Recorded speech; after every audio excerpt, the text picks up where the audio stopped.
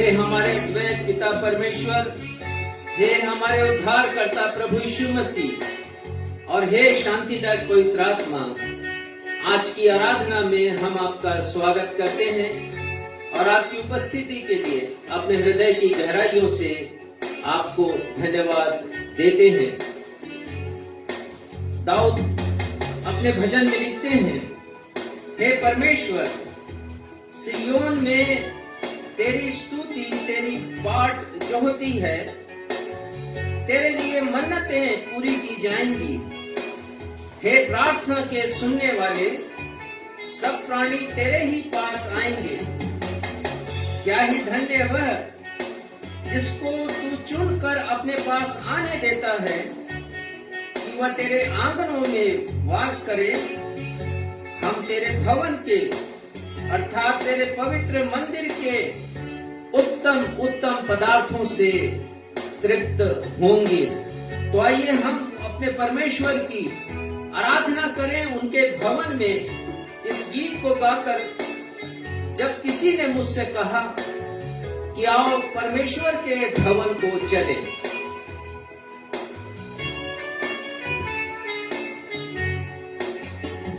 जब किसी ने ये मुझसे कहा, आओ प्रभु के घर को चले।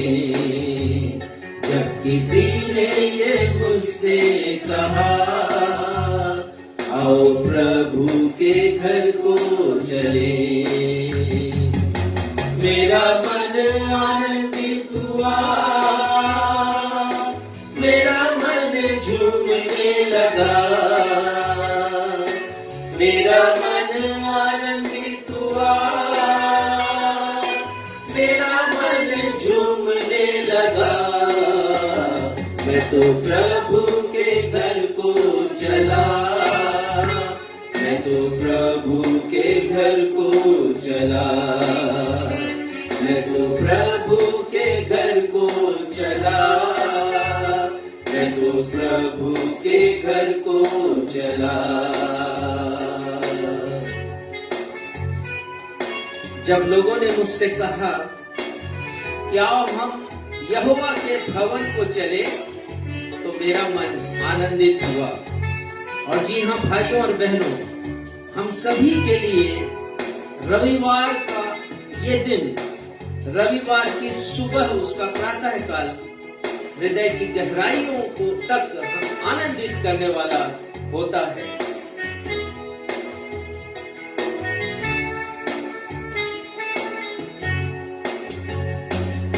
भोर के तारों अब जाग उठो, ये बीना के तारों अब बोलने लगो। ये भोर के तारों अब जाग उठो, ये बीना के तारों अब बोलने लगो।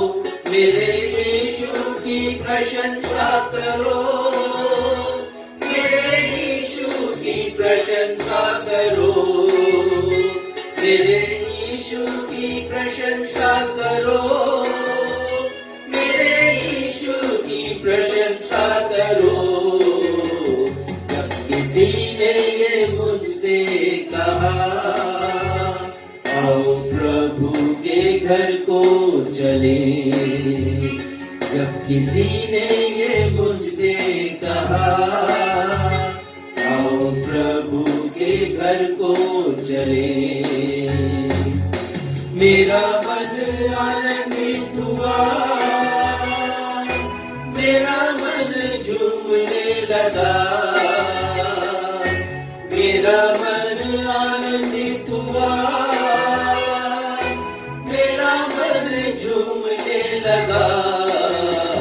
मैं तो प्रभु के घर को चला, मैं तो प्रभु के घर को चला, मैं तो प्रभु के घर को चला, मैं तो प्रभु के घर को चला।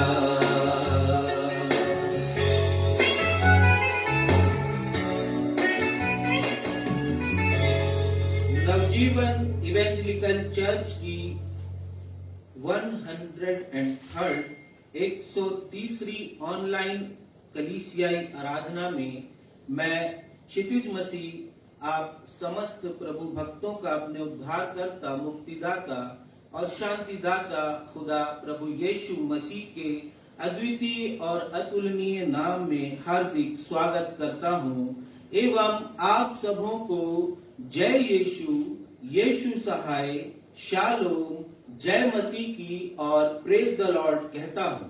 Praise the Lord. प्रिय भाई और बहनों, आप सभी ने नदी अथवा समुद्र के तट की रेत में कौड़ी, घोंघा, शंख या सीपी अवश्य देखे होंगे। बायोलॉजिकल लैंग्वेज में इन्हें जिस परिवार की श्रेणी में शामिल किया गया है उसे मोलास्का परिवार कहते हैं। इस परिवार के समस्त प्राणियों में सीपी सबसे अधिक महत्वपूर्ण है। आपको यह जानकर अचरज होगा, हैरानी होगी कि बड़ा बदरंगा सा, बदसूरत सा दिखने वाला यह प्राणी अपने जीवन काल में दो महत्वपूर्ण कार्य करता है। पहला कार्य यह है कि वह समुद्र की नदी के गंदे पानी को साफ करके उसे स्वच्छ बनाता है और दूसरा यह है कि समुद्र की गहराइयों में जाकर प्राकृतिक रूप से असली, सच्चे, शुद्ध, श्वेत एवं बेशकीमती मोती या पर्ल का निर्माण करता है। प्रभु यीशु मसीह ने स्वर्ग के राज्य के दृष्टांत में ऐसे ही एक बेशकीमती मोती का वर्णन किया है। प्रियो, पिछले रविवार के पूर्व हमने सीखा था कि खेत में छिपाकर रखे गए बेशकीमती खजाने का आत्मिक महत्व क्या है। आज हमारे पास्टर साहब आप सभी को अपने संदेश के माध्यम से ये बताएंगे कि क्यों प्रभु यीशु मसीह ने स्वर्ग के राज्य की उपमा एक व्यापारी से की जो अच्छे मोतियों की तलाश में था और जब उसे एक बहुमूल्य मोती मिला तो उस व्यापारी ने अपनी सारी संपत्ति बेचकर उस बहुमूल्य मोती को मोल ले लिया, उसे खरीद लिया। कृपया इस दृष्टांत की आत्मिक शिक्षा को सीखने के लिए आराधना के अंत तक आप हमारे साथ बने रहिएगा। आइए अब हम सब मिलकर सन 1960 के दशक में सर्वशक्तिमान परमेश्वर पिता और प्रभु यीशु मसीह की महिमा के लिए बनाए गए एक लोकप्रिय गीत को गाएं जिसके शब्द हैं, पार किया बेड़ा पार किया, जीवन का प्रभु, पापिन का प्रभु को जय जयकार।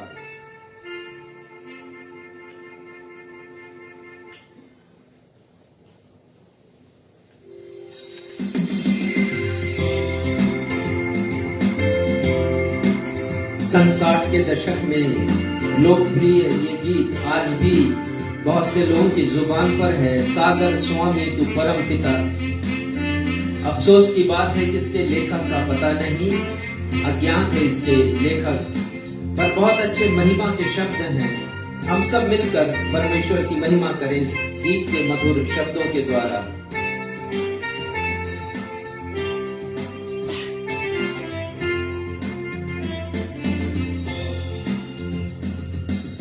सागर स्वामी तू परम पिता, सागर स्वामी तू परम पिता।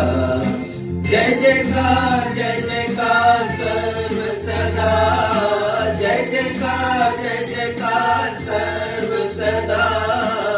तारणहार तू युग युग का, पार किया बेड़ा पार किया, जीवन का प्रभु पापिन का प्रभु हो जय जयकार। जीवन का प्रभु पापिन का प्रभु हो जय जयकार।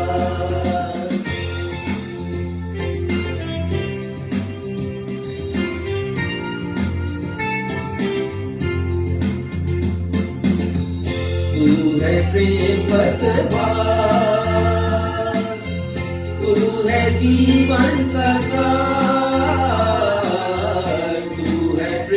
पतवार, तू है जीवन का सार। जल थल शिथिल हुए, सन्मुख तेरे झुके। जल थल शिथिल हुए, सन्मुख तेरे झुके। पार किया बेड़ा पार किया, जीवन का प्रभु पापिन का प्रभु जय जयकार। जीवन का प्रभु पापिन का प्रभु जय जयकार।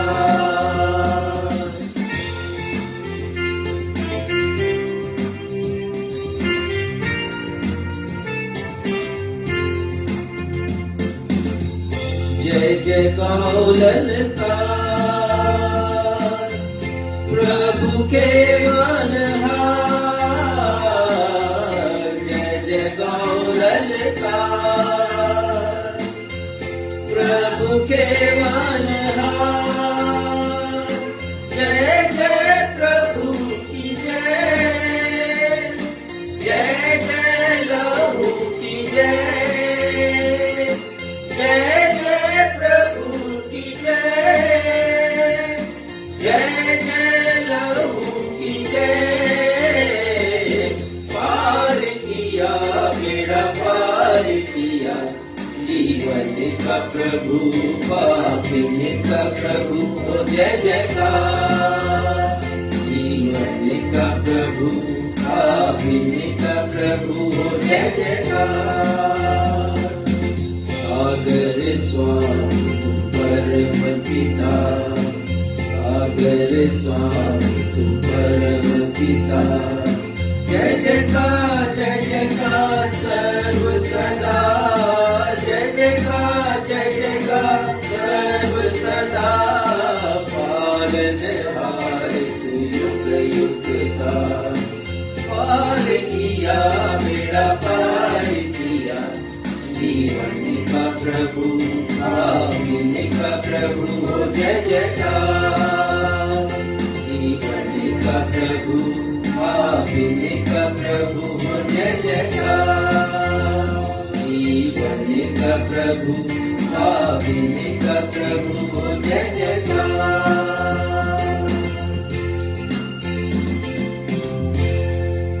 हम इसी स्थिति में खड़े रहते हुए आदर पूर्वक वचन से निकाल लेंगे भजन संहिता उसका 19वां अध्याय। हम उत्तरवादी की रीति से इसके पहले पद से 11वें पद तक पढ़ लेंगे। भजन संहिता अध्याय 19 पद 1 से 11। इसे हम उत्तरवादी की रीति से पढ़ेंगे और 11वें पद को हम सब एक साथ मिलकर एक स्वर में पढ़ लेंगे। भजन संहिता 19। आकाश परमेश्वर की महिमा का वर्णन कर रहा है और आकाश मंडल उसकी हस्तकला को प्रकट कर रहा है। दिन से दिन बातें करता है और रात को रात ज्ञान सिखाती है। न तो कोई बोली है और न कोई भाषा जहाँ उनका शब्द सुनाई नहीं देता है। उनका स्वर सारी पृथ्वी पर गूंज गया है और उनके वचन जगत की छोर तक पहुंच गए हैं। उन्होंने सूर्य के लिए एक मंडप खड़ा किया है। जो दूल्हे के समान अपने महल से निकलता है, वह शूरवीर के समान अपनी दौड़ दौड़ने में हर्षित होता है। वह आकाश की एक छोर से निकलता है और वह उसकी दूसरे सिरे तक चक्कर मारता है और उसकी गर्मी सबको पहुंचती है। यहोवा की व्यवस्था खरी है, वह प्राण को बहाल कर देती है। यहोवा के नियम विश्वास योग्य हैं, साधारण लोगों को बुद्धिमान बना देते हैं। यहोवा के उपदेश सिद्ध हैं, हृदय को आनंदित कर देते हैं। यहोवा की आज्ञा निर्मल है, वह आंखों में ज्योति ले आती है। यहोवा का भय पवित्र है, वह अनंत काल तक स्थिर रहता है। यहोवा के नियम सत्य और पूरी रीति से धर्ममय हैं। वे तो सोने से और बहुत कुंदन से भी बढ़कर मनोहर हैं। वे मधु से और टपकने वाले छत्ते से भी बढ़कर मधुर हैं। 11वें पद को हम सभी एक स्वर में पढ़ेंगे। और उन्हीं से तेरा दास चिताया जाता है, उनके पालन करने से बड़ा ही प्रतिफल मिलता है। यह जीवते परमेश्वर का जीवता और शाश्वत वचन है। परमेश्वर पिता इसके पढ़े सुने और समझे जाने पर हम सबों को आशीष प्रदान करें, हमारी अगुवाई करें। आप अपना स्थान ग्रहण कर सकते हैं। अब हम सभी के लिए अवसर होगा कि हम अपने पास्टर इंचार्ज से सूचनाओं को सुन सकेंगे। सूचनाओं के पश्चात वे हम सभी के लिए मध्यस्थता की प्रार्थना करेंगे। यदि आपके पास कोई विषय है जिसके लिए आप प्रार्थना करवाना चाहते हैं या गवाही की कोई बात है जो आपके जीवन में काम किया है जिसने, और आप उसे गवाही के रूप में प्रकट करना चाहते हैं, तो हमारे फेसबुक के कमेंट बॉक्स पर आप हमें कमेंट कर सकते हैं। हम आपके लिए निश्चित तौर पर प्रार्थना करेंगे।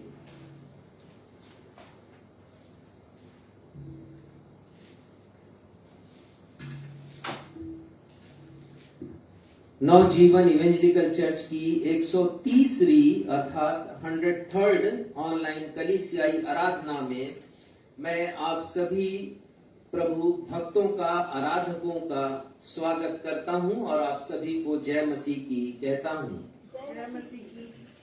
पिछले सप्ताह मेरे फेसबुक की प्रोफाइल का किसी धोखेबाज व्यक्ति ने फेक अकाउंट बना लिया।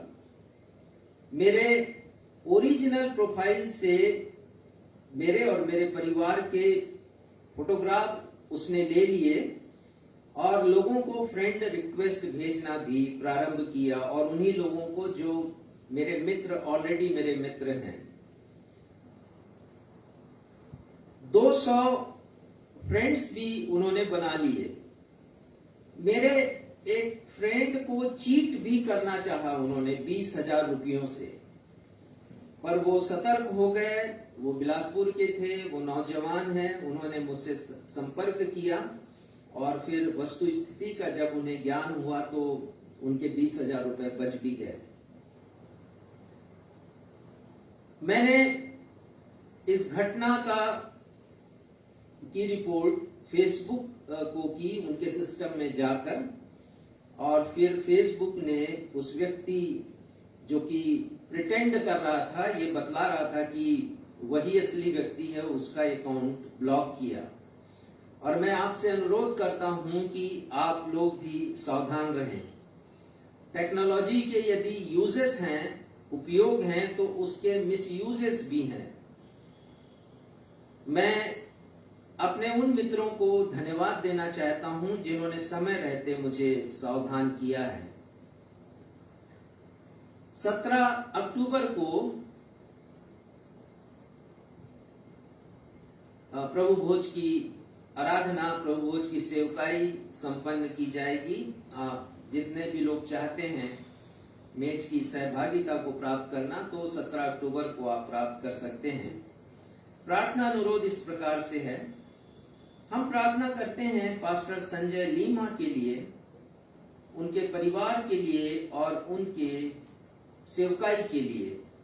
उन्होंने ये तो नहीं लिखा कि किस बात के लिए उनका प्रार्थना अनुरोध है, लेकिन हम उन्हें स्मरण करते हैं। हम प्रार्थना करते हैं बहन गुंजन ठाकुर के लिए। इनके पति की मृत्यु हो गई कोरोना पीरियड में, और फिलहाल उनका परिवार आर्थिक संकट से होकर गुजर रहा है।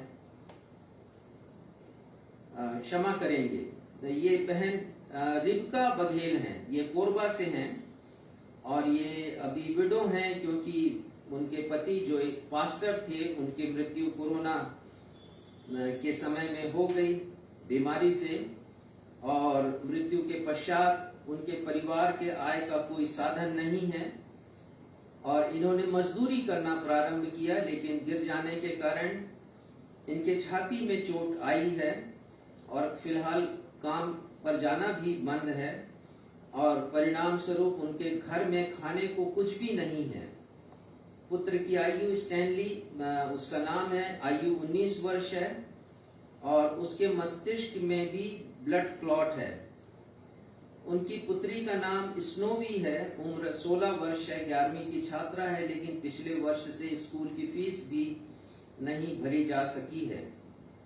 यदि आप में से कोई इस बहन रिबका बघेल, श्रीमती रिबका बघेल की सहायता करना चाहते हैं तो वे कृपया मुझसे संपर्क करें या अभी इसी समय फेसबुक के कमेंट बॉक्स में एक मैसेज लिखकर हमें भेज दें और हम आपकी सहायता उनके पास तक पहुंचा देंगे। प्रार्थना करेंगे बहन गुंजन ठाकुर के लिए।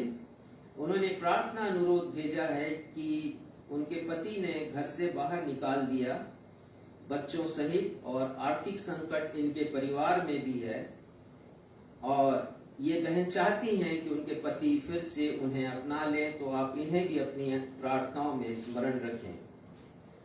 पास्टर यादराम की बहू 12 अक्टूबर को उन्हें मां बनने का गौरव प्राप्त होने वाला है और उन्होंने अनुरोध किया है उनके सुरक्षित प्रसव के लिए। तो परमेश्वर से हम प्रार्थना करते हैं कि उनका सुरक्षित प्रसव हो सके। धन्यवाद के विषय मिस्टर अभिषेक पलंकी जो बैंक में काम करते हैं और फिलहाल आंध्र प्रदेश में हैं, उन्होंने हमारी संस्था को, नवजीवन सेवा समिति को एक राशि, अच्छी राशि उन्होंने भेंट स्वरूप भेजी है।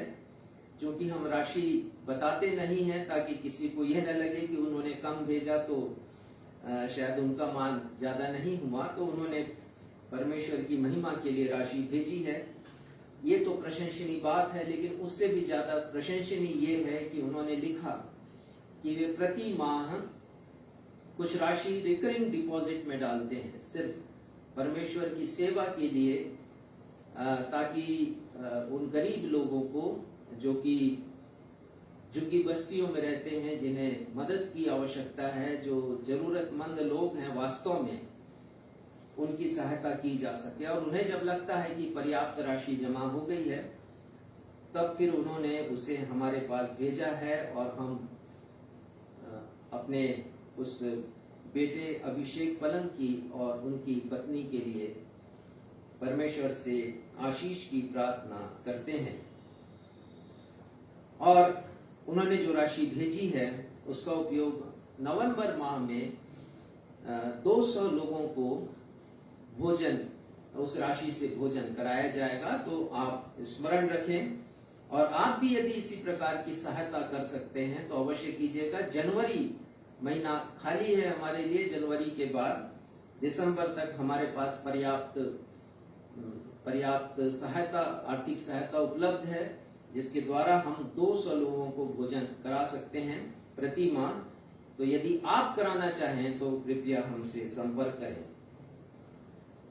श्रीमती जयंती कुर्रे, जिनके लिए हम लगातार प्रार्थना कर रहे थे और मैंने बताया था कि उनका बेटा हुआ है जिसका नाम उन्होंने सामर्थ रखा है, 7वें माह उसका जन्म हो गया था और हमारे पास सूचना आई है कि जच्चा बच्चा दोनों कुशल मंगल से हैं, ठीक होकर के दोनों अस्पताल से घर वापस आ गए हैं। परमेश्वर के नाम की महिमा हो।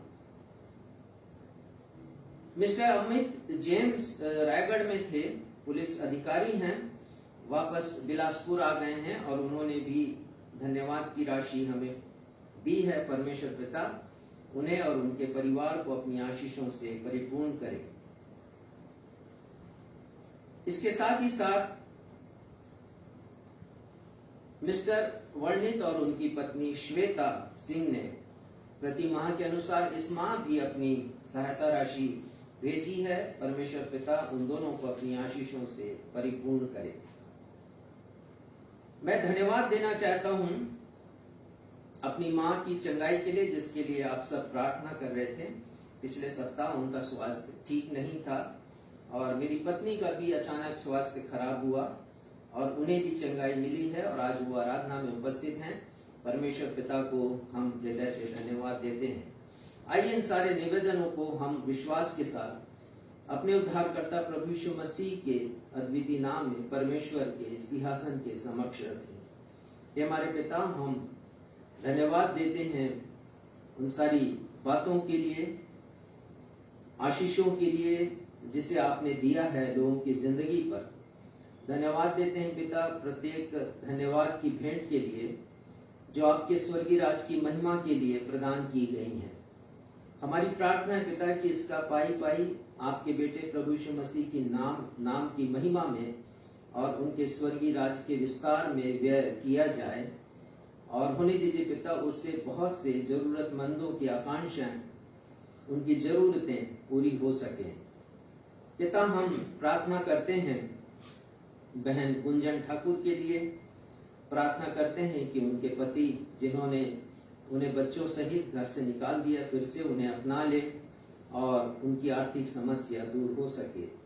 श्रीमती रिबका बघेल के लिए भी हम प्रार्थना करते हैं पिता कि उनके और उनके परिवार की आर्थिक आवश्यकताएं पूरी हो सके, उनका स्वास्थ्य ठीक हो सके, उनके बेटे का स्वास्थ्य ठीक हो। प्रार्थना करते हैं पिता कि उनकी बेटी की फीस का इंतजाम भी हो सके, जिससे ये परिवार आपके नाम की महिमा कर सके। पिता, हम प्रार्थना करते हैं पास्टर यादराम की बहू के लिए, उनका सुरक्षित प्रसव 12 अक्टूबर को हो सके, ऐसी कृपा कीजिएगा। इन सारे निवेदनों को और धन्यवाद के प्रत्येक विषयों को अपने उद्धारकर्ता प्रभु यीशु मसीह के सामर्थी, महान और अतुलनीय नाम में रखते हुए हम उन्हीं के नाम से इस प्रार्थना को मांग लेते हैं। सुनिए और ग्रहण कीजिए। हम सब कहें आमीन। प्रभु की प्रार्थना कहेंगे। हे हमारे पिता, आप जो स्वर्ग में हैं, आपका नाम पवित्र माना जाए, आपका राज्य आए, आपकी इच्छा जैसे स्वर्ग में पूरी होती है वैसे इस पृथ्वी पर भी पूरी हो। हमारे दिन भर की रोटी आज हमें दीजिए, और जैसे हमने अपने अपराधियों को क्षमा किया है वैसे हमारे अपराधों को क्षमा कीजिए, और हमें परीक्षा में नहीं लगे बल्कि बुराई से बचाइए, क्योंकि राज्य, पराक्रम और महिमा सदा आपके हैं। आमीन।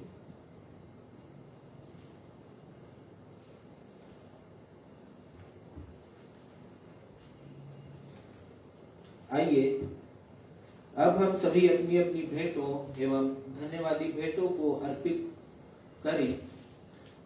हमारे ऑनलाइन दर्शक जो अपनी अपनी भेंटों एवं धन्यवादी भेंटों को एकत्रित कर सकते हैं, यदि वे उस भेंट को नवजीवन इवेंजलिकल चर्च की सेवकाई के लिए देना चाहते हैं तो कृपया हमारे पास्टर इंचार्ज से संपर्क करें। आइए इस समय हम सब मिलकर एक गीत गा लें। यीशु को मैं सब कुछ देता, सब कुछ अर्पण करता हूँ।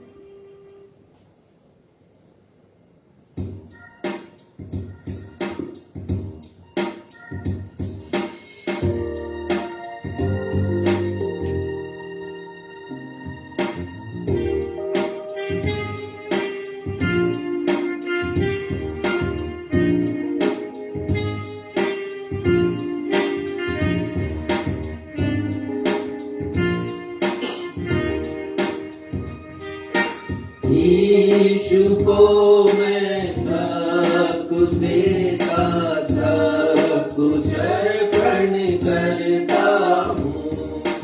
प्रतिदिन संगति उसकी प्रेम विश्वास से चाहता हूँ।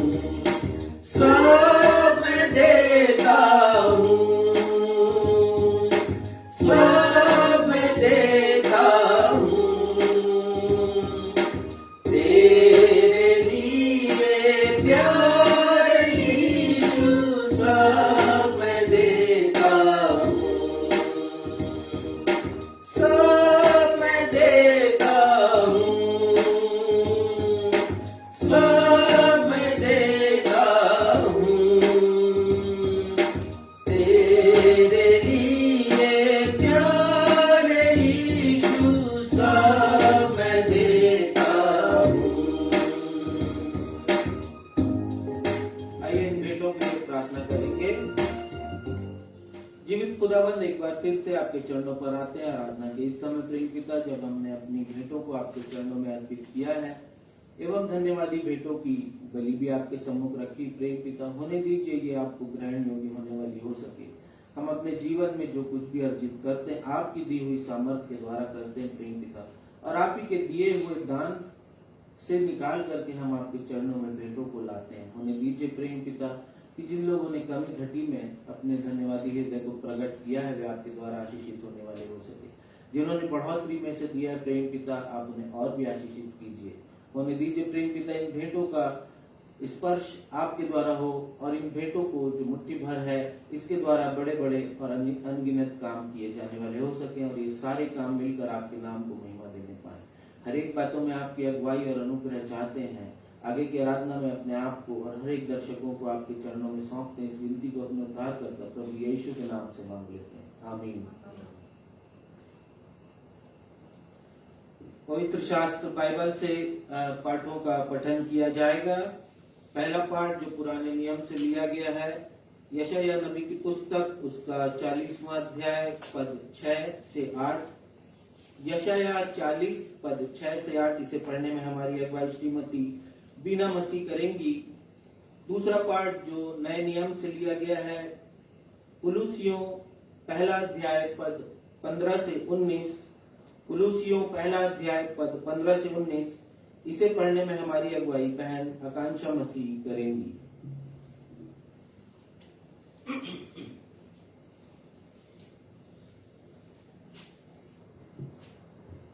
प्रभु यीशु मसीह के मधुर नाम में आप सबों को जय मसीह। जय मसीह। हम धर्म शास्त्र से निकाल लेंगे पुराने नियम से यशायाह 40वां अध्याय पद 6 से 8 तक। यहाँ पर इस प्रकार लिखा है, बोलने वाले का वचन सुनाई दिया, प्रचार कर। मैंने कहा, मैं क्या प्रचार करूं? सब प्राणी घास हैं, उनकी शोभा मैदान के फूल के समान है। जब यहोवा की सांस उस पर चलती है तब घास सूख जाती है और फूल मुरझा जाते हैं। निसंदेह प्रजा घास है, घास तो सूख जाती और फूल मुरझा जाता है, परंतु हमारे परमेश्वर का वचन सदैव अटल रहेगा। यह परमेश्वर का जीवित सत्य वचन है। परमेश्वर इसके पढ़े एवं सुने जाने पर हम सब हमको आशीष प्रदान करें। हम सब कहें आमीन। आमीन।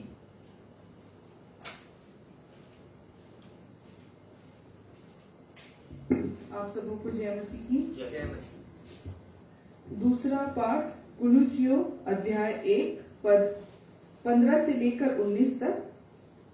वह तो अदृश्य परमेश्वर का प्रतिरूप और सारी सृष्टि में पहलौठा है, क्योंकि उसी में सारी वस्तुओं की सृष्टि हुई, स्वर्ग की हो अथवा पृथ्वी की, देखी या अनदेखी, क्या सिंहासन, क्या प्रभुताएं, क्या प्रधानताएं, क्या अधिकार, सारी वस्तुएं उसी के द्वारा और उसी के लिए सृजी गई है। वही सब वस्तुओं में प्रथम है और सब वस्तुएं उसी में स्थिर रहती है। वही देह अर्थात कलीसिया का सिर है। वही आदि है और मरे हुओं में से जी उठने वालों में पहलौठा, कि सब बातों में वही प्रधान ठहरे, क्योंकि पिता की प्रसन्नता इसी में है कि उसमें सारी परिपूर्णता वास करे। परमेश्वर पढ़े हुए वचन पर आशीष दे। हम सब कहें आमीन। आमीन। सुसमाचार पाठ के आधार में हम सभी अपने अपने स्थानों पर खड़े हो जाएंगे। आज का सुसमाचार का पाठ जो लिया गया है, मत्ती रचित सुसमाचार अध्याय 13 पद 45 और 46। मत्ती रचित सुसमाचार अध्याय 13 पद 45-46। इसे पढ़ने में हमारी अगुवाई रेवरेंड राजेश मसीह करेंगे।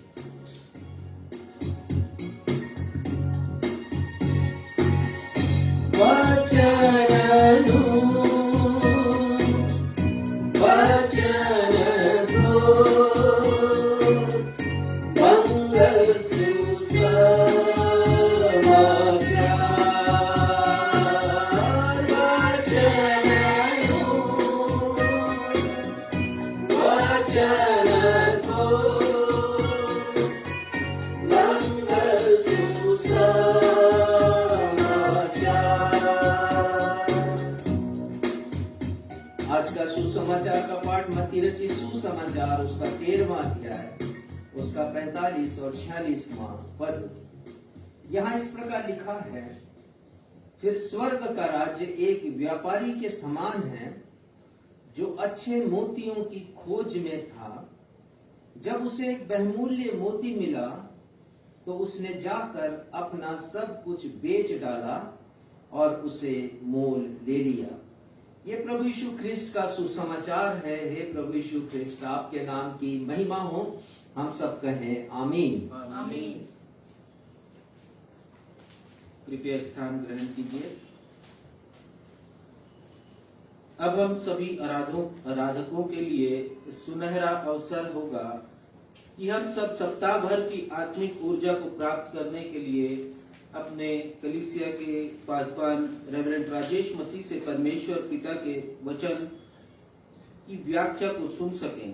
आज के संदेश का विषय है, हमारे पास जो कुछ है उससे कहीं अधिक मूल्यवान परमेश्वर का राज्य है। The kingdom of God is more precious than anything else we have.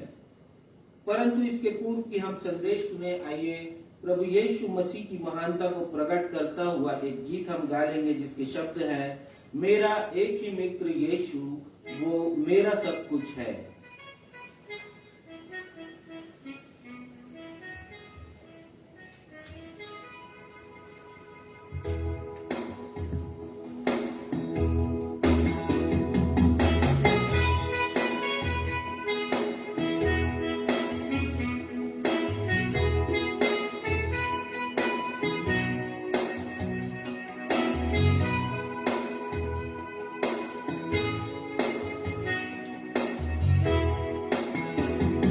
मेरा एक ही मित्र यीशु, वो मेरा सब कुछ है। लाखों में वो मेरा एक ही प्रिय है। वो शारोन का गुलाब है और भोर का तारा है। लाखों में वो मेरा एक ही प्रिय है। उसके क्रूस से मुझको शांति और आनंद मिलता है। उसका घाव मुझको चंगा करता है। वो शारोन का गुलाब है और भोर का तारा है। लाखों में वो मेरा एक ही प्रिय है। लाखों में वो मेरा एक ही प्रिय है। लाखों में वो मेरा एक ही प्रिय है।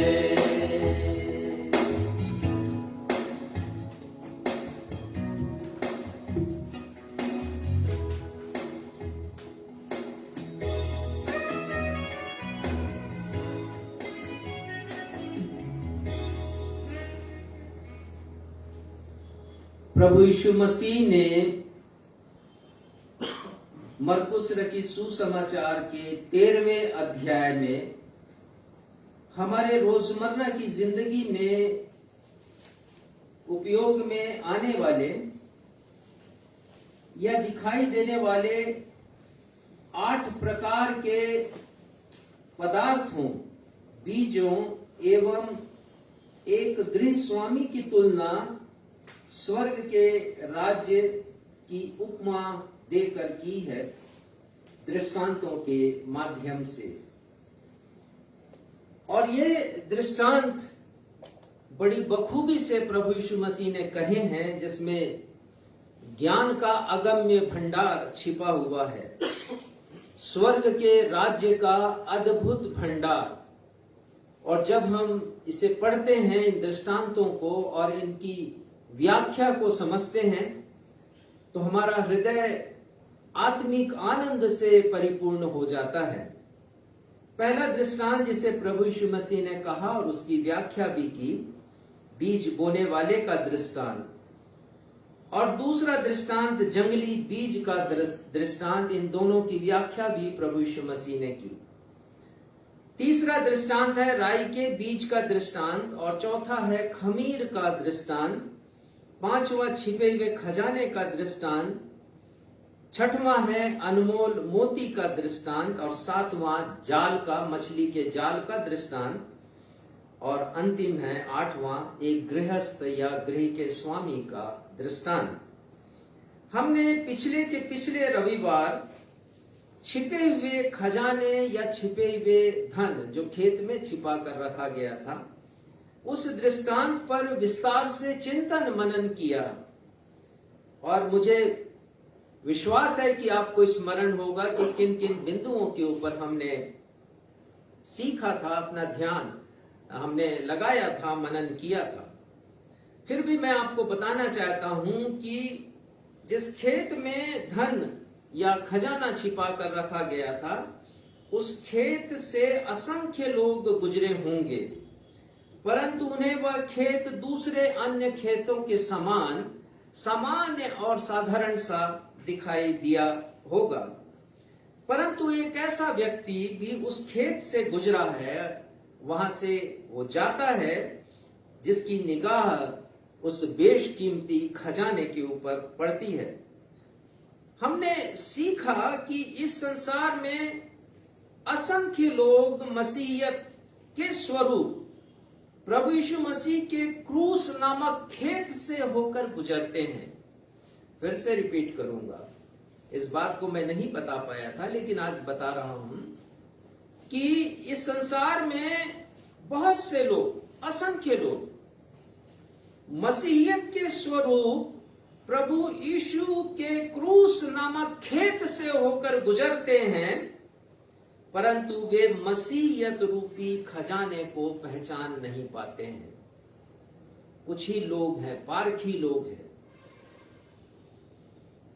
गुणवान हैं वो परमेश्वर की दृष्टि में, जो उस परमेश्वर के खजाने को पहचान पाते हैं।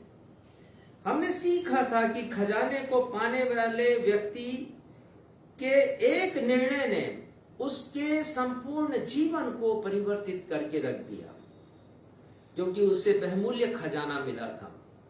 और लिखा है कि सब कुछ जो उसके पास था उसने उसे बेच डाला, क्योंकि उसे मालूम हुआ, उसने जाना कि जो कुछ उसके पास है उसकी अपेक्षा जो उसे मिलने वाला है उसका मूल्य अधिक है।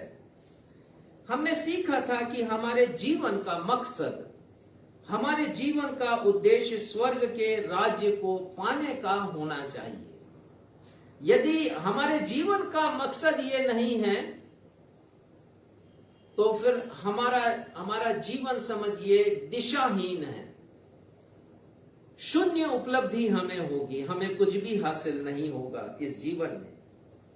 और हमने सीखा कि वो बहुमूल्य खजाना प्रभु यीशु मसीह का प्रतीक है। हमने सीखा कि प्रभु यीशु मसीह रूपी खजाने को प्राप्त करने के लिए जो कुछ हमारे पास है, हमें उसे खोना पड़ेगा, हमें त्याग करना पड़ेगा, हमें जोखिम उठाना पड़ेगा, ताकि हम उस बहुमूल्य खजाने को जो प्रभु यीशु मसीह के रूप में है उसे प्राप्त कर सकें। आज हमारे मनन का विषय है, हमारे पास जो कुछ है उससे कहीं अधिक मूल्यवान स्वर्ग का राज्य है। यही विषय पिछले रविवार को भी था, हमने उस पर मनन किया था, पर छिपा हुआ खजाना हमारे अध्ययन का विषय था।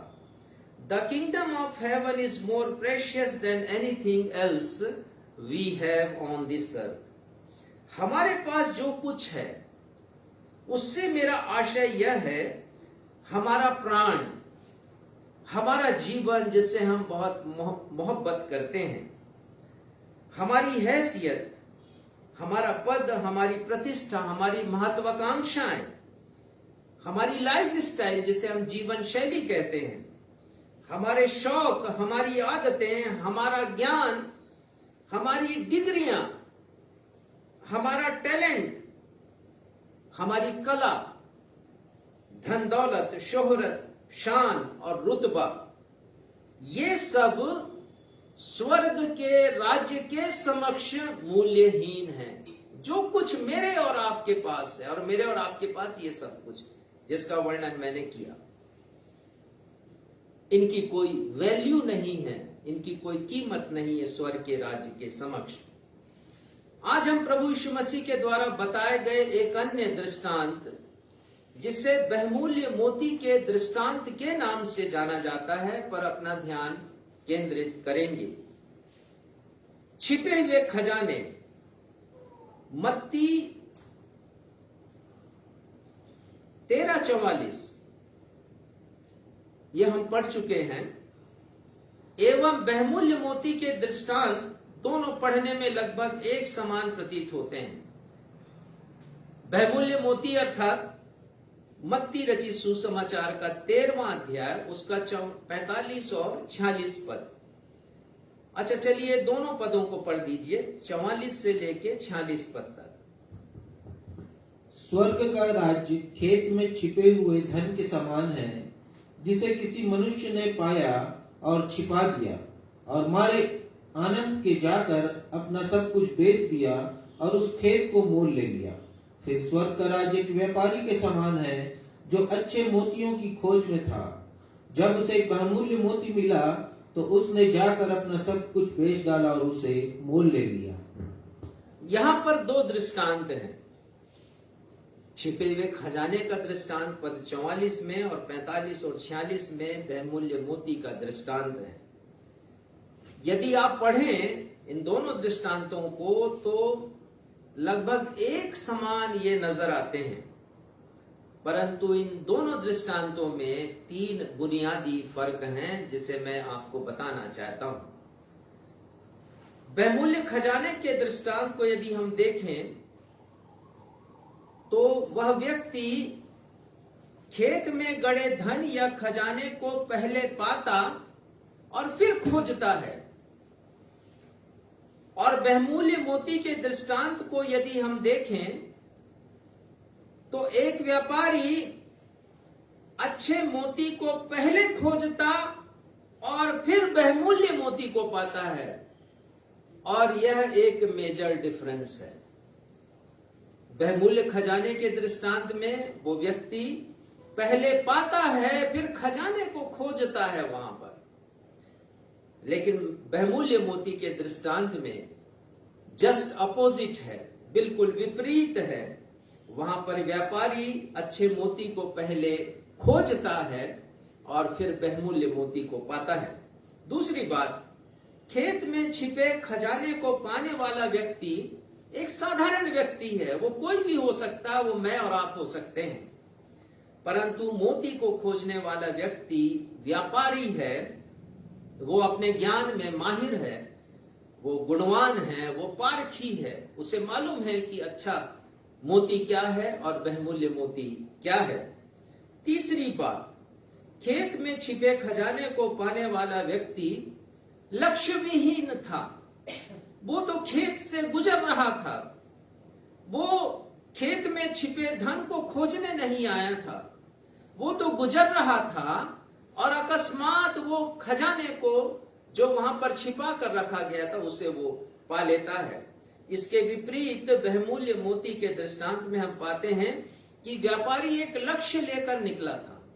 उसका लक्ष्य था कि उसे अच्छे मोती मिले, अच्छे मोती एक लक्ष्य था, लेकिन वो बहुमूल्य मोती पा जाता है और ये उसके लिए बड़े आनंद की बात होती है। मत्ती 13:45-46 इन दो पदों में बहुत छोटे पद हैं, जिसमें प्रभु यीशु मसीह ने बहुमूल्य मोती का दृष्टांत बतलाया है। स्वर्ग के राज्य के गूढ़ भेद को हम पाते हैं। प्रभु यीशु मसीह ने उस भेद को बताया, लेकिन उसका प्रगटीकरण उन्होंने नहीं किया, व्याख्या नहीं की है। पवित्र आत्मा के द्वारा मुझे और आपको इसका ज्ञान होता है। अब हम आज के दृष्टांत अर्थात बहुमूल्य मोती के दृष्टांत पर आ जाते हैं। मैं चाहूंगा कि फिर से आप इन दोनों पदों को पढ़ें, मत्ती 13:45 और 46। फिर स्वर्ग का राज्य एक व्यापारी के समान है, जो अच्छे मोतियों की खोज में था।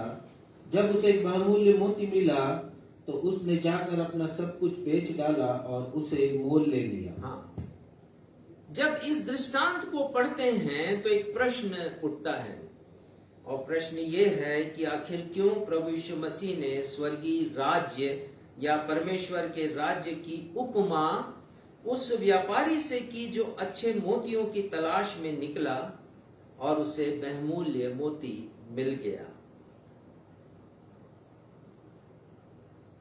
क्यों किया प्रभु यीशु मसीह ने, क्यों इस दृष्टांत को मेरे और आपके सन्मुख उन्होंने रखा है? 4 बिंदुओं के द्वारा इस प्रश्न का उत्तर जानेंगे। लेकिन यदि मैं और आप प्रभु यीशु मसीह से प्रश्न करेंगे कि क्यों उन्होंने किया, तो उनका पवित्र आत्मा हमारे साथ है और वो हमें उत्तर देते हैं। 4 बातों के द्वारा हम इस बात को सीखेंगे और प्रश्नों के माध्यम से ही इसे हम सीखेंगे और पवित्र आत्मा हम पर क्या प्रकट करना चाहते हैं ये हम देखेंगे। पहली बात, हम अच्छे को नहीं, बहुत अच्छे को खोजें। हम उत्तम को नहीं, सर्वोत्तम को खोजें। हम फाइन को नहीं, प्रेशियस को खोजें। व्यापारी अच्छे मोतियों की तलाश में था, पद 45 में लिखा है। अच्छे मोतियों की खोज में था वो। अच्छा मोती, इंग्लिश में इसके लिए जो शब्द आया वो है फाइन पर्ल्ड, और ये फिगरेटिव है, प्रतीकात्मक है। इस अच्छे मोती के द्वारा प्रभु यीशु मसीह हमें कुछ समझाना चाहते हैं। प्रभु यीशु मसीह ने अपने व्याख्यानों में बहुत सी जगह, विशेषकर दृष्टांतों में, अलंकारिक शब्दों का प्रयोग किया, जिसे मैं फिगरेटिव कह रहा हूं। और मैं बताना चाहता हूं आपको कि यह संसार जिसमें मैं और आप रहते हैं अच्छे मोतियों से भरा पड़ा है। और इस संसार में अधिकांश लोग अच्छे मोती को खोज रहे हैं और वे अच्छे मोती को पाकर आनंदित हैं, मगन हैं और संतुष्ट भी हैं। और इन लोगों में कोई और नहीं है, दूसरे लोगों के साथ हो सकता है मैं और आप भी शामिल हो जो अच्छे मोती की तलाश में हैं। तो प्रश्न उठता है, ये अच्छा मोती है क्या? अच्छा मोती, यदि हम इसकी व्याख्या करें तो पाएंगे ये सांसारिक ज्ञान है, ये सांसारिक चाल चलन है, आचार व्यवहार है जिसे हम अपना लेते हैं।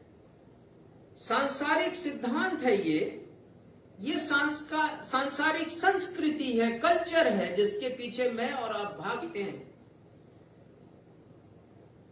ये अच्छा मोती मनुष्यों के द्वारा रचे गए और बहुत अच्छे प्रतीत होने वाले सांसारिक धर्म के रीति रिवाज हैं, जिसमें हमें अनुशासन भी नजर आता है, जिसमें हमें खूबसूरती भी नजर आती है। ये अच्छा मोती सांसारिक उपलब्धियां हैं जिसे मैं और आप बहुत से लोग पाना चाहते हैं। ये सांसारिक धन दौलत है जो अच्छे मोती के रूप में हम खोजते हैं।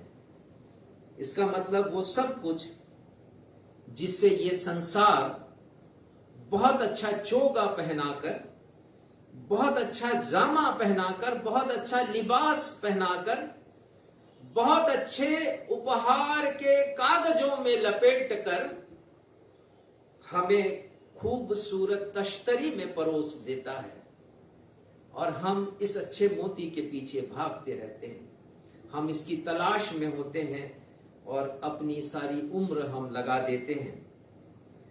इस अच्छे मोती की खूबसूरती में हम इस कदर आकंठ तक डूबे रहते हैं कि हमें मसीहियत की उत्तमता,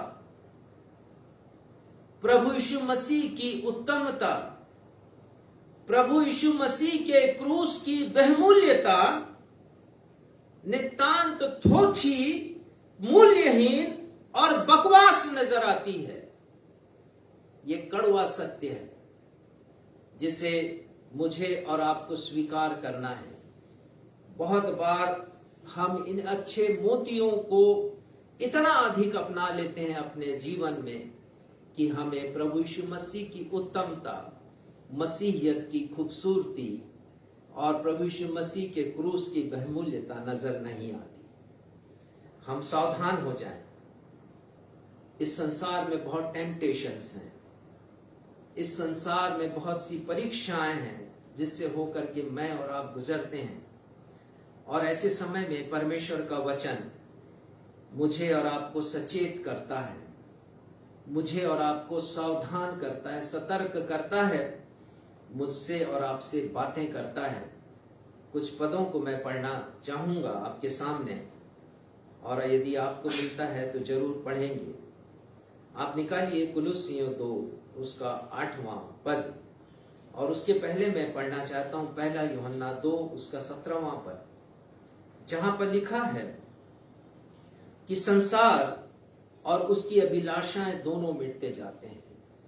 जिस अच्छे मोती की तलाश में मैं और आप पूरी जिंदगी लगा देते हैं, अपना पूरा समय लगा देते हैं, पूरा श्रम लगा देते हैं, पूरी शक्ति लगा देते हैं, वचन कहता है कि वो संसार का दिया हुआ और उसकी अभिलाषाएं संसार की दी हुई, ये सब मिटते जाते हैं। और लिखा है, पर जो परमेश्वर के वचन पर चलता है वो सर्वदा बना रहेगा। जय मसीह की कहिए। जो परमेश्वर के वचन पर चलता है वो सर्वदा बना रहेगा, और जो बहुमूल्य मोती है वो परमेश्वर के वचन में हमें मिलता है। और यदि हम इस पर चलें तो हम उस बहुमूल्य मोती को समझ पाएंगे। हम अभी तक अच्छे मोती की तलाश में थे, लेकिन बहुमूल्य मोती को पा जाए। पढ़िएगा कुलुस्सियों 2:8 में, और ये पद मुझे बहुत अच्छा लगता है। एक समय इस पद ने मेरे जीवन में बड़ा प्रभाव डाला, क्योंकि संसार की बहुत सी बातें हैं, वहां की शिक्षाएं, वहां की बहुत सी धारणाएं मुझे बड़ी अच्छी प्रतीत होती थी। पर इस पद पर ध्यान दीजिएगा, हो सकता है ये पद आज आपको भी छुए, आपको स्पर्श करे। कुलुस्सियों 2 उसका 8वां पद, चौकस रहो। संत पौलुस कहते हैं चौकस रहो। यही बात मैं आपसे कह रहा हूं, हमें सतर्क रहने की जरूरत है। अच्छे मोती में हम अपने जीवन को समाप्त ना कर दें, बर्बाद ना कर दें। चौकस रहो। आगे, कि कोई तुम्हें उस तत्व ज्ञान का क्या अर्थ होता है? बहुत बार मैं इसे पढ़ता था, समझता नहीं था। वर्षों पूर्व जब मैंने इसे पढ़ा, समझा, तब काफी बातें मेरे सामने खुलकर आई और मैं आपको बताना चाहता हूं। न्यू लिविंग ट्रांसलेशन बाइबल में तत्व ज्ञान के लिए जो शब्द आया, बहुत अच्छा शब्द है, एम्प्टी फिलॉसफी, खाली दर्शन। Empty philosophy. और ये दर्शन शास्त्र की जो बातें हैं, मनोविज्ञान की जो बातें हैं, उसके पीछे दुनिया लगी हुई है। और ये एम्प्टी है, ये खाली है, मतलब आपको कुछ हासिल होने वाला नहीं है। अंत में आपको केवल शून्य ही प्राप्त होगा। NIV बाइबल में इसके लिए आया होलो फिलॉसफी, एक ऐसा दर्शन जो कि खाली है, आपको कुछ भी नहीं मिलने वाला। वादा तो बहुत करता है देने का, लेकिन मिलेगा कुछ नहीं। तो संत पौलुस लिखते हैं, चौकस रहो, कोई तुम्हें उस तत्व ज्ञान, और आगे, और व्यर्थ धोखे के द्वारा। ये क्या है? न्यू लिविंग ट्रांसलेशन बाइबल में इसके लिए जो वाक्य आया वो है हाई साउंडिंग नॉनसेंस। परमेश्वर की दृष्टि में जो संसार से उत्पन्न हो रहा है वो केवल व्यर्थ है और धोखा है। वो प्रिटेंड करता है, हमारे सामने पेश करता है एक छद्म भेष, संसार का तत्व ज्ञान, फिलॉसफी। और जो कुछ ज्ञान है वो एक हमारे सामने ऐसी उजली तस्वीर पेश करता है, लेकिन हासिल कुछ नहीं होता हमें। व्यर्थ धोखे के द्वारा, डिसेप्टिव फिलॉसफी, NIV बाइबल में आया, धोखा देने वाला इस संसार का ज्ञान, ये है तत्व ज्ञान। और ऐसा ही धोखा शैतान ने हवा को दिया था, और हम सोचते हैं कि हवा ने क्यों खाया, लेकिन हम भी खा रहे हैं उसको। वो धोखा हमें भी दे रहा है संसार, और वो कहता है कि ये चीज तुम्हारे लिए बहुत अच्छी है, ये तो अच्छा मोती है, ले लो इसको। भूल ना करें, व्यापारी के समान बने। यीशु ने कहा स्वर्ग का राज्य उस व्यापारी के समान है, बहुमूल्य मोती के पीछे गया, वो अच्छे मोती से संतुष्ट नहीं हुआ। नहीं, वे आगे देखेंगे, पढ़िए आगे क्या लिखा है। व्यर्थ धोखे के द्वारा अपना अहेर न बना ले, अहेर ना कर ले मेरा और आपका। यही बात मैं आपसे कह रहा हूं। Don't let anyone capture you. ये संसार का लुभाने वाला ज्ञान, तत्व ज्ञान जो धोखे से परिपूर्ण है, जो व्यर्थ है, उसके हम शिकार ना बन जाएं। अहेर मतलब शिकार। एक शिकारी जाता है जंगल में और जाल बिछाता है, वो धोखा देता है, चाहे वो चिड़ियों को धोखा देता है या किसी और को। मैंने पढ़ा कि जब शेर पुराने समय में जब वो आदमखोर हो जाता था तो उसे मार देते थे, और जब मारते थे तो जो शिकारी होता था वो पेड़ के ऊपर मचान बनाकर बैठा रहता था, और नीचे किसी बकरे को या फिर किसी अन्य पशु को वहां पर वो बांध के रखते थे। शेर आता था, उसको खाता था और वो गोली मारते थे धोखा देकर। अहेर ना कर ले, धोखा दिया शैतान ने हवा को, और हम सोचते हैं कि हवा ने गलती क्यों की। और मैं फिर से आपको बोलूंगा कि हम भी गलती करते हैं। इसी अध्याय का, कुलुसियों के दूसरे अध्याय का 23 पद पढ़िएगा। इन विधियों में अपनी इच्छा के अनुसार गढ़ी हुई भक्ति की रीति। हाँ, देखिए ये भी पद मुझे बहुत अच्छा लगा, और मैं आपको आपके सामने इसे स्पष्ट करना चाहूंगा। इन विधियों में, सांसारिक विधियों में, अपनी इच्छा के अनुसार गढ़ी हुई भक्ति की रीति। मनुष्य ने एक से एक रीति और विधियां बना दी हैं, और ये बड़ा आकर्षित करती हैं। वो चाहे कोई भी रीति विधि, उदाहरण के रूप में योगा मैं आपके सामने रखूंगा, और बड़ा अच्छा प्रतीत होता है, हमारे स्वास्थ्य के लिए कितना अच्छा है। पर वचन कहता है इन विधियों में इंसान अपनी इच्छा के अनुसार गढ़ करके उत्पन्न किया, अपनी इच्छा के अनुसार बनाया, और भक्ति को भी बनाया है। भक्ति का जो पैटर्न है, कई कई जगह हृदय को छू लेने वाला भक्ति का पैटर्न होता है, काफी चकाचौंध उसमें होता है। लिखा है इन विधियों में अपनी इच्छा के अनुसार गढ़ी हुई भक्ति की रीति और दीनता। देखिए इतना बड़ा गुण भी है, बहुत से लोगों में इस प्रकार के गुण पाए जाते हैं। नम्रता है, दीनता है, प्रेम है, और दूसरी बातें हैं। दीनता और शारीरिक योगाभ्यास के भाव से ज्ञान का नाम तो है, परंतु शारीरिक लालसाओं को रोकने में इनसे कुछ भी लाभ नहीं। कौन रोक सकता है शारीरिक लालसाओं और अभिलाषाओं को? ये केवल परमेश्वर और उनकी सामर्थ जो पवित्र आत्मा के द्वारा हमें प्राप्त होती है, और ये वचन जो मार्गदर्शन मेरा और आपका करता है। पढ़िएगा 1 तीमुथियुस 6:20 और 21। चौकस रहने की हमें आवश्यकता है। 1 तीमुथियुस उसका 6वां अध्याय उसके 20वें पद में लिखा है, हे तीमुथियुस, इस थाती की रखवाली कर, और जिस ज्ञान को ज्ञान क्षमा करें, जिस ज्ञान को ज्ञान कहना ही भूल है। यदि आप सोच रहे हैं कि ये अच्छा मोती है, इसमें अपरंपार ज्ञान है, मुझे लाभ ही लाभ है, मेरी महत्वाकांक्षाएं पूरी हो रही हैं, कई उपलब्धियां मैं हासिल कर लूंगा, परमेश्वर का वचन कहता है ये आपकी भूल है। उसके अशुद्ध, और भी सुनिए, पढ़िएगा, उसके अशुद्ध बकवास और विरोध की बातों से परे रहे। वचन कहता है हमसे कि हमें ऐसे ज्ञान से, सांसारिक ज्ञान से, सांसारिक उपलब्धियों से, जो बातें मैंने आपको प्रारंभ में बताई हैं, सब कुछ का मतलब ये, उनसे हम अपने आप को अलग रखें। 21वें पद में लिखा है, कितने इस ज्ञान का अंगीकार करके विश्वास से भटक गए हैं। बहुत सही बात है, बहुत से लोगों ने अपनी इन राहों को चुन लिया है।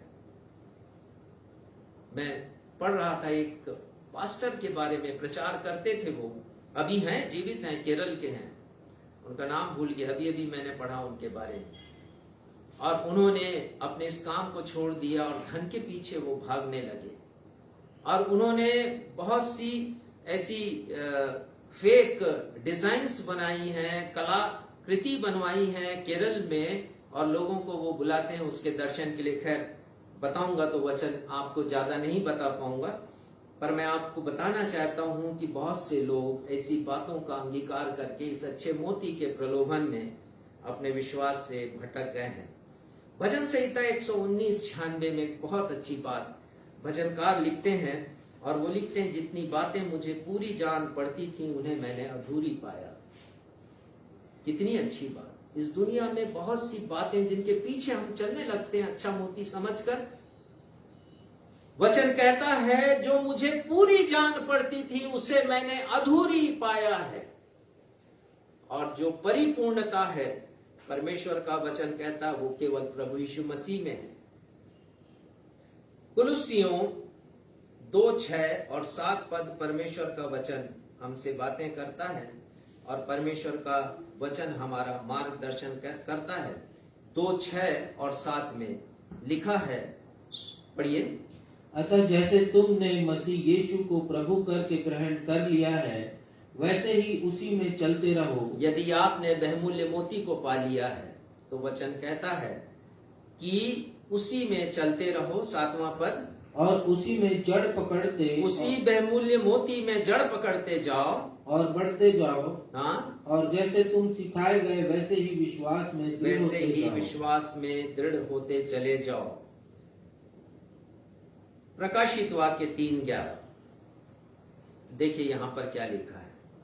प्रकाशित वाक्य 3:11, और इसी बीच एक और अच्छा पद मैं आपके सामने रखना चाहूंगा आपके मार्गदर्शन के लिए। 1 कुरिन्थियों 7 उसका 31वां पद, 1 कुरिन्थियों 7 उसका वर्ष 31, और संत पौलुस यहां लिखते हैं, और इस संसार के समान व्यवहार करने वाले नहीं बनो।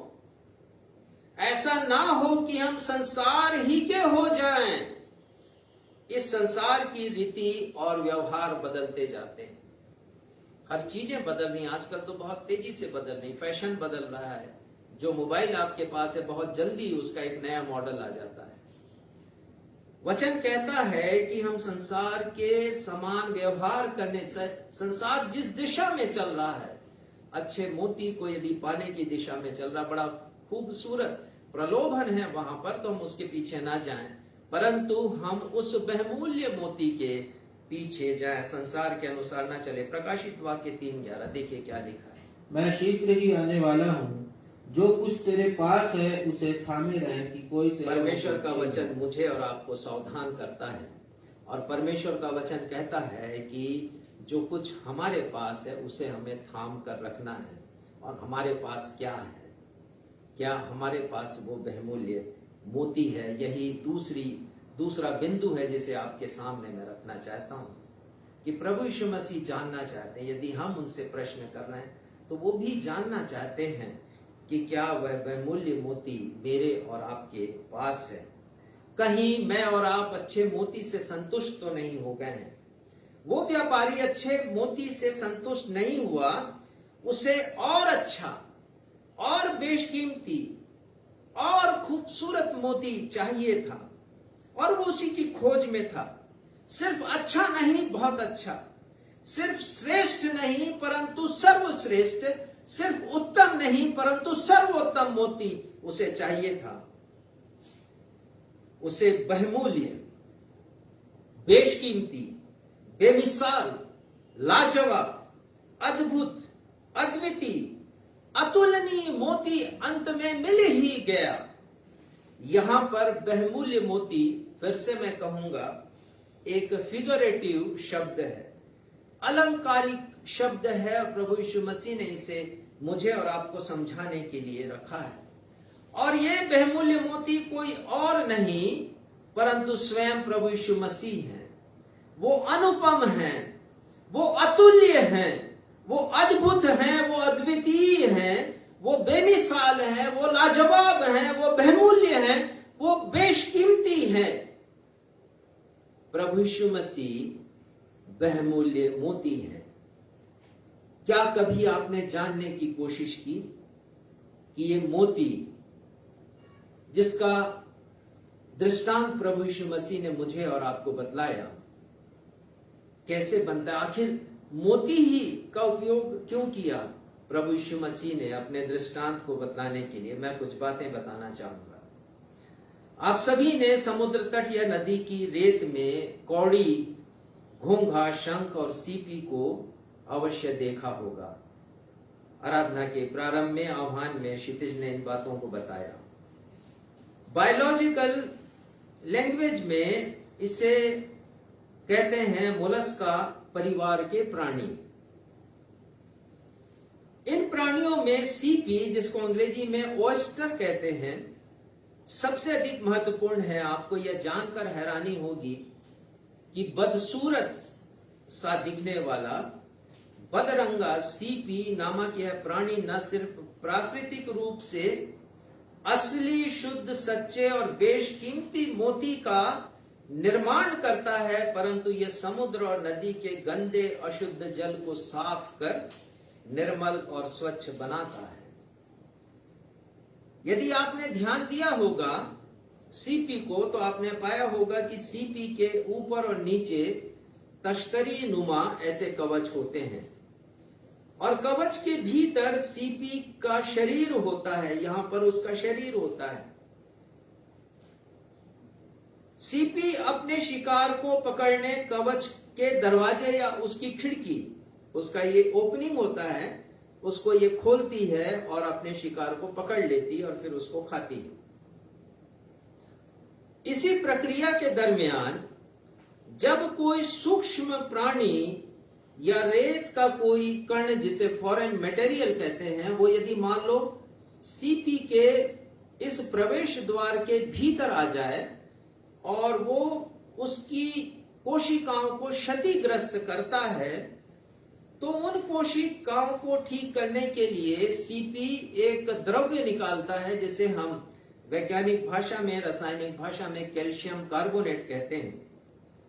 ये कैल्शियम कार्बोनेट लगातार एक आवरण के ऊपर दूसरा आवरण बनाता रहता है। आवरण अर्थात लेयर, जो कालांतर में गोल मटोल मोती का आकार ले लेता है। ऐसा कहा जाता है कि 6 महीने में 9 मिलीमीटर अर्थात लगभग 1 सेंटीमीटर का मोती तैयार होता है, और 36 महीने में 20 मिलीमीटर मोटाई का मोती बनकर तैयार होता है। सबसे बड़ा मोती फिलीपींस देश के करीब समुद्र में पाया गया, और उसका वजन 34 किलोग्राम है, और उसका मूल्य आज के मूल्य में 760 करोड़ डॉलर का है। प्रभु यीशु मसीह बहुमूल्य मोती हैं।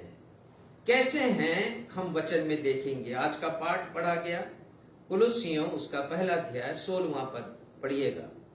कुलुस्सियों उसका पहला अध्याय और 16वां पद। क्योंकि उसी में सारी वस्तुओं की सृष्टि हुई, स्वर्ग की हो अथवा पृथ्वी की, देखी या अनदेखी, क्या सिंहासन, क्या प्रभुताएं, क्या प्रधानताएं, क्या अधिकार, सारी वस्तुएं उसी के द्वारा और उसी के लिए सृजी गई हैं। प्रभु यीशु मसीह बहुमूल्य मोती है, ये मैं आपको समझा रहा हूं, और ये अद्भुत पद है। और इस पद में 3 बातें ध्यान देने योग्य हैं। उसी में, उसी के द्वारा, उसी के लिए, प्रभु यीशु मसीह के लिए प्रयुक्त हुई है।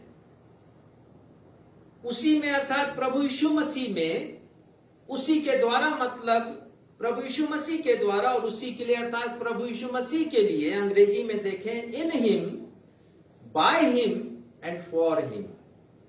क्या क्या चीजें सृजी गई हैं। सिंहासन प्रभु यीशु मसीह के लिए सृजा गया है। प्रभुताएं प्रभु यीशु मसीह के लिए सृजी गई हैं।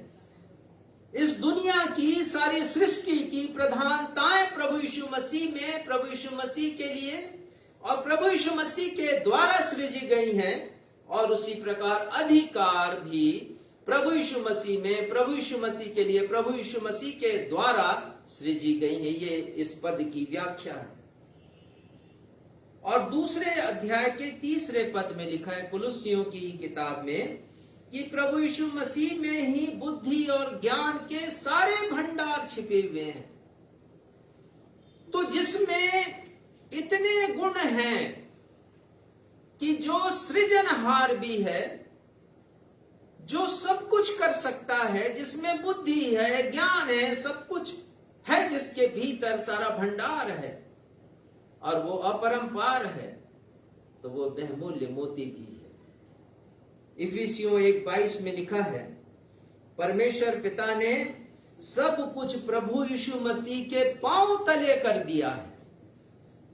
और परमेश्वर पिता ने प्रभु यीशु मसीह को सब वस्तुओं के ऊपर, अर्थात देखी हुई हो या अनदेखी, जितना नजर जाता है, जितनी दृष्टि जाती है, न सिर्फ इस पृथ्वी की बातें परंतु चांद और सितारों की भी बातें,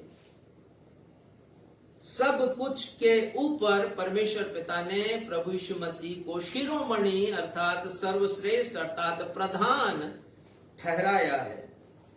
और फिलिपियों 2:9 पद में लिखा है कि परमेश्वर ने प्रभु यीशु मसीह को अति महान किया और सारे नामों में सर्वश्रेष्ठ नाम भी दिया है।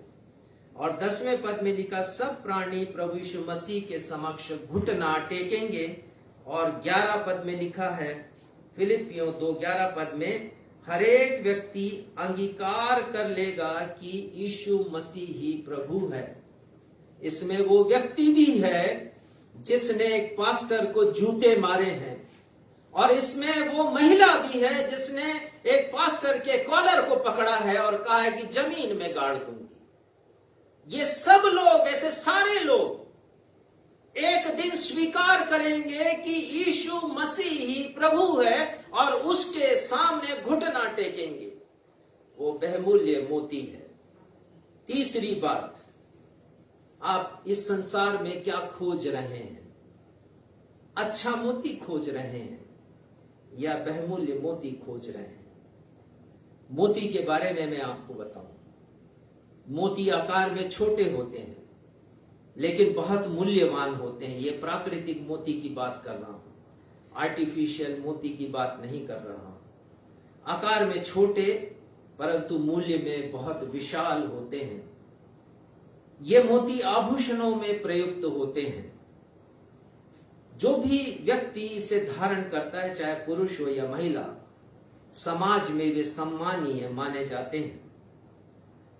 मोती अपनी रचना में बहुत मजबूत होते हैं, कठोर स्वरूप होता है, ये सुगठित होते हैं, ये आग से भस्म नहीं होते। ये मैंने भी जाना जब अध्ययन किया मैंने।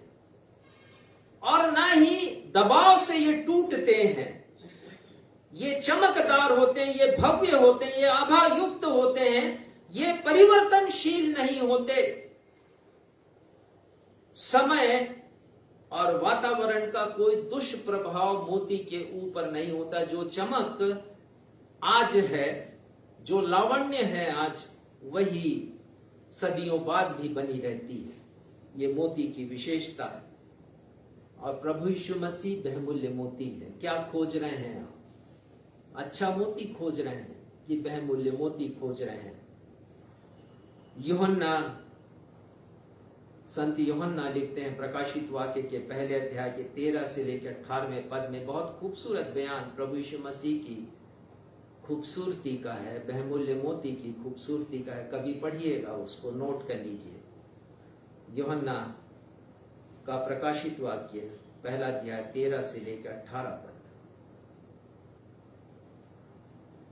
प्रभु यीशु मसीह को कोई तबाह नहीं कर सकता। आग की बात छोड़ दीजिए, दबाव की बात छोड़ दीजिए, ना ही उनके सुसमाचार को कोई तबाह कर सकता है। एक मार और एक थप्पड़, अपमान प्रभु यीशु मसीह को हिला नहीं सकते हैं। वो अपरिवर्तनीय हैं। वो कल थे, आज है और युगानुयुग जीवित रहेंगे। यूहन्ना लिखते हैं कोई दुष्प्रभाव मेरे और आपके यीशु को नष्ट नहीं कर सकता। बहुत से लोगों ने कोशिशें की, अभी तो जो कोशिश हो रही बहुत छोटी कोशिश है, बड़ी बड़ी कोशिशें हुई हैं इस यीशु को तबाह करने की। आपको बताना चाहता हूं, जो लोग मोती खोजते हैं समुद्र की गहराइयों में जाकर, वे परिश्रम से खोजते हैं, वो लगन से खोजते हैं और अपने प्राण को दांव लगाकर खोजते हैं। आजकल तो सारे उपकरण आ गए, ऑक्सीजन का सिलेंडर है, आप उसको ले जा सकते हैं, पहनने के लिए मास्क है और तैरने के लिए पांव में ऐसे कुछ उपकरण हैं कि आप गहराइयों तक जा सकते हैं। आपके पास कोई यंत्र होता है जो समुद्र की गहराई का पता लगाता है, एक यंत्र होता है जो ऑक्सीजन कितना बचा है वो बतलाता है। समय आपके पास होता है, लेकिन एक जमाना था कि कुछ भी नहीं होता था लोगों के पास, और पहले अभ्यास करते थे सांस रोकने का, फिर समुद्र की गहराइयों में नीचे तलहटी तक जाते थे और फिर वहां से कई सीपी को बटोर कर लाते थे, अपने प्राण को दांव में लगाकर खोजते थे, और तब ये अपने परिश्रम, अपने लगन और उठाए गए जोखिम का प्रतिफल प्राप्त करते थे। उसी प्रकार से मुझे और आपको उस बहुमूल्य मोती को खोजना है, एक दृढ़ इच्छा शक्ति के साथ, अथक परिश्रम से, लगन से, तत्परता से, निरंतरता से, अपने विवेक का सही उपयोग कर, बड़े ध्यान के साथ एक निर्णय लेकर के कि मुझे तो बहुमूल्य मोती ही चाहिए, मुझे केवल यीशु ही चाहिए, पवित्र आत्मा के ऊपर आश्रित होकर उनके मार्गदर्शन में। और ये मोती मिलेगा परमेश्वर के वचन में। इफिसियों 3:17-18-19 पढ़िएगा परमेश्वर के वचन में। यशाया 40:6 से लेकर 8 पद तक आज पढ़ा गया, और यहां पर यशाया लिखते हैं, बहुत अच्छी बात वो लिखते हैं यशाया, और वो कहते हैं प्रचार कर। बोलने वाले का वचन सुनाई दिया, प्रचार कर, और वो पूछते मैं क्या प्रचार करूं? तो परमेश्वर कहते हैं तुम ये प्रचार करो कि प्राणी घास के समान है, हमारी जिंदगी का भरोसा नहीं है, आज है तो कल नहीं है, घास के समान है।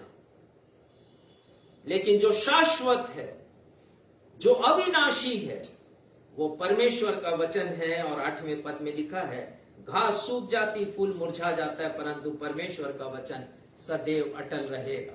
प्रभु यीशु मसीह अटल हैं, उनका वचन भी अटल है। प्रभु यीशु मसीह का वचन, इसकी प्रतिज्ञा भी हां और आमीन में है। पढ़िएगा इफिसियों 3:17-18-19, देखिए क्या लिखा है। और विश्वास के द्वारा मसीह तुम्हारे हृदय में बसे। हाँ, कि तुम वो कहते हैं कि विश्वास के द्वारा मसीह तुम्हारे हृदय में बसे, कि तुम प्रेम में जड़ पकड़ कर और नेव डालकर सब पवित्र लोगों के साथ भली भांति समझने की शक्ति ये भली भांति समझने की शक्ति हमें उस तत्व ज्ञान से जो बचा सकता है, सांसारिक तत्व ज्ञान से, सांसारिक प्रलोभनों से मुझे और आपको बचा सकता है। लिखा है कि प्रेम में जड़ पकड़कर और नेव डालकर सब पवित्र लोगों के साथ भली भांति समझने की शक्ति पाओ। कौन सी शक्ति पाने की बात वो कह रहे हैं? पढ़िएगा। कि उसकी चौड़ाई, उसकी अर्थात प्रभु यीशु मसीह की, और लंबाई, चौड़ाई, लंबाई, ऊंचाई और गहराई कितनी है, भली भांति समझने की शक्ति पाए। इस बहुमूल्य मोती को भजन संहिता 19:10 आज एक और स्थल पढ़ा गया उत्तरवादी की रीति से, और लिखा है, वे तो सोने से बहुत कुंदन से भी बढ़कर मनोहर हैं, मधु से और टपकने वाले छत्ते से भी बढ़कर हैं। बहुत तारीफ की गई है परमेश्वर की वचन की यहाँ पर, और यहीं पर प्रभु यीशु मसीह मुझे और आपको मिलेंगे। यहाँ पर हमें ढूंढना है, कैसे खोजें हम यीशु को। नीति वचन 8:17 में बहुत अच्छी बात लिखी गई है, कैसे खोजें। उस व्यापारी ने खोजा बहुमूल्य मोती को, अच्छे मोती की तलाश में था, बहुमूल्य मोती मिल गया उसको खोजते खोजते। हम कैसे खोजें प्रभु यीशु मसीह को? नीति वचन 8:17, जो मुझसे प्रेम रखते हैं उनसे मैं भी प्रेम रखती हूँ, जो मुझको यत्न से तड़के उठकर खोजते हैं वे मुझे पाते हैं। पहले भी मैं बता चुका हूं कि जहां जहां नीति वचन में बुद्धि शब्द आया वो प्रभु यीशु मसीह के को प्रकट करता है। और यहाँ पर लिखा है कि जो मुझे तड़के उठ करके ढूंढते हैं, अर्थात बुद्धि को ढूंढते, जो मुझे ढूंढते हैं, प्रेम करते हैं, मैं उनसे भी प्रेम करती हूँ। प्रभु यीशु मसीह के लिए जो मुझे तड़के उठकर बहुत सुबह से परिश्रम करके मुझे खोजते हैं उन्हें मैं प्राप्त होती हूँ। कितनी अच्छी बात है। कितना खोजते हैं आप उस बहुमूल्य मोती को। व्यापारी को एकदम से नहीं मिला, महीनों लगे होंगे, हो सकता है वर्षों लगे होंगे। हमने कितना खोजा है, कितना जाना है प्रभु यीशु मसीह को। वचन यशायाह 65 उसके पहले पद में बहुत सी बातें मैं कहना चाहता हूं, लेकिन समय भी हो रहा है। यहां लिखा है, जो मुझको पूछते भी न थे वे मेरे खोजी हैं। कौन से लोग? आज बहुत से लोग हैं, अनेक जगहों पर, छोटी छोटी जगहों पर लोग हैं और वे खोज रहे हैं प्रभु यीशु मसीह को। 65 यशायाह चैप्टर 65 वर्स 1, जो मुझको पूछते भी नहीं थे वो मेरे खोजी हैं। पढ़िएगा। जो मुझको पूछते भी न थे वे मेरे खोजी हैं, जो मुझे ढूंढते भी न थे उन्होंने मुझे पा लिया। उन्होंने मुझे पा लिया है। कहां पर हैं मैं और आप? उन्होंने मुझे पा लिया। एक बार मैं बस में यात्रा कर रहा था, मैं प्रचार की यात्रा पर था और मैं अपनी बाइबिल पढ़ रहा था। एक व्यक्ति, पति पत्नी दोनों आए और मेरे बाजू की सीट में बैठ गए, परिचय हुआ और फिर उन्होंने मेरा फोन नंबर ले लिया। कई बहुत सी बातें हुई। उन्होंने कहा कि हम विश्वास करते हैं यीशु मसीह के ऊपर। और उसके पश्चात एक बार वो बिलासपुर आए, वो व्यक्ति मुझे फोन किया सुबह करीब 5:30-6 बजे और उन्होंने कहा कि सर मुझे बाइबिल चाहिए, आपके घर में बाइबिल है क्या? मैंने कहा कि हाँ कुछ तो होंगी, आ जाओ मैं दे देता हूँ। और फिर मैंने बाइबिल ढूंढी और जो मेरे मन में था मैं आपको बता रहा हूँ कि बहुत सी बाइबिल अनयूज्ड पड़ी हुई थी, बहुत सी बाइबिल ऐसी थी कलीसिया में छोड़ी गई थी, वो मेरे पास थी। मैंने सोचा यही बाइबिल मैं उनको दे दूंगा। उन्होंने उन बाइबिल्स को देखा और कहा मुझसे, मुझे ये बाइबिल नहीं चाहिए। मैं आश्चर्यचकित हो गया, ये नहीं चाहिए तो क्या चाहिए आपको? तो उन्होंने कहा मुझे वो बाइबिल चाहिए जिसमें नीचे फुटनोट्स लिखे हैं, रेफरेंसेस लिखे हैं, संदर्भ लिखे हैं। आश्चर्यचकित हो गया। मैंने पूछा कितनी बाइबिल चाहिए? उन्होंने कहा 40 बाइबिल चाहिए। एक साधारण सा व्यक्ति जो पास्टर भी नहीं है, लोगों ने कहा उससे कि हमें बाइबिल चाहिए। और फिर जाते जाते कह गए कि जो बाइबिल आप मुझे देंगे उसमें कवर भी होना चाहिए चैन वाला। कहां है मैं और आप? क्या खोज रहे हैं? जो लोग मुझे पूछते नहीं थे वे मेरे खोजी हैं, जो ढूंढते नहीं थे उन्होंने मुझे पा लिया है। जो जाति मेरी नहीं थी वो आज मेरी है। अंतिम बात कहूंगा, क्या आप बहुमूल्य मोती पाने के लिए अपना सब कुछ देने के लिए तैयार हैं? एक अंतिम प्रश्न है, क्या आप देने के लिए तैयार हैं? यदि हम पूछें यीशु से प्रश्न तो यीशु भी पूछ रहे हैं हमसे, क्या आप सब कुछ देने तैयार हैं? उसने तो अपना सब कुछ दे दिया उस बहुमूल्य मोती को पाने के लिए। लिखा है जब उस व्यापारी को बहुमूल्य मोती मिला तो उसने अपना सब कुछ बेच डाला और उस बहुमूल्य मोती को खरीद लिया। सब कुछ फिर से यहाँ फिगरेटिव है, अलंकारिक भाषा है। बेच डाला भी फिगरेटिव है, अलंकारिक भाषा है। प्रख्यात प्रचारक C.H. स्पर्जन के बारे में बताऊंगा। बहुत मशहूर प्रचारक थे और उन्होंने बहुत सी कलीसियाओं में, बहुत सी जनसभाओं में आत्मिक जागृति लाई। उन्हें प्रिंस ऑफ प्रीचर्स कहा जाता है, अर्थात राजकुमार, प्रचारकों का राजकुमार। 1850 में उन्होंने अपनी प्रचार की यात्रा प्रारंभ की और बहुत से देशों में प्रचार का काम किया। और वो लिखते हैं कि सब कुछ बेचने का मतलब है जो आज मेरे पास है उसे त्याग देना, उसे छोड़ देना। वो कहते हैं यदि हमारा पापमय स्वभाव है तो हम उसको छोड़ दें, यदि हम अन्यायी हैं तो अन्याय करना छोड़ दें, पक्षपात करते हैं तो पक्षपात करना छोड़ दें, यदि हम स्वधार्मिकता के चंगुल में हैं तो हम उसे छोड़ दें वो सब कुछ जिसे छोड़कर हमें बहुमूल्य मोती मिलता है, हम छोड़ दें। वो कहते हैं कि इसी का अर्थ है बेचना। जो मेरे पास है उसे मैं छोड़ दूं। बेचा तो अर्थात जो कुछ था उसे उसने छोड़ा है। बहुमूल्य मोती के समक्ष सब कुछ अप्रिय है, मूल्यहीन है। हमने आज एक गीत गाया, सब कुछ देता हूं, पर मुझे लगता है कि हम झूठ बोलते हैं, झूठ के सिवा कुछ नहीं बोलते। कितना छोड़ते हैं, कितना देते हैं? यदि हम कहते हैं सब कुछ देता हूं, तो कितना देते हैं हम? पास्टर साहब कह रहे थे एक कलीसिया में, आप सभी से निवेदन है कि कृपया जब आप दान दें, भेंट दें, तो फटे नोट ना डालें। गीत गाया जाता है सब कुछ देता हूं, क्या देते हैं? वो तो छोड़ दीजिए जो भेंट स्वरूप देते हैं। हम सोचते हैं वही कुछ चाहता है प्रभु, लेकिन केवल वही नहीं चाहता, सब कुछ, एवरीथिंग। महत्वाकांक्षाएं, उपलब्धियां, हमारी डिग्री, हमारा पद प्रतिष्ठा, everything, whatever we have. बहुमूल्य मोती एक उत्तम सौदा है, आपको पछताना नहीं पड़ेगा यदि आप प्रभु यीशु मसीह को अपनाते हैं। ये ऐसा सौदा है जो हमें अतिरेक, अवर्णनीय आनंद से परिपूर्ण कर देगा। ये एक ऐसा सौदा है कि जिसे आपने पा लिया तो फिर कुछ और पाने की इच्छा आपकी नहीं होगी। क्या आप उस मोती के लिए अपना सब कुछ देने के लिए तैयार हैं? इस वचन के द्वारा परमेश्वर पिता आपको आशीष दे। किस बात की आशीष? ये नहीं कि आप कार खरीद लें, घर बना लें, वो आशीष कोई मायने नहीं रखता। प्रभु यीशु मसीह रूपी बहुमूल्य मोती की आशीष को पाइए। वो आशीष आपके जीवन में आ जाए।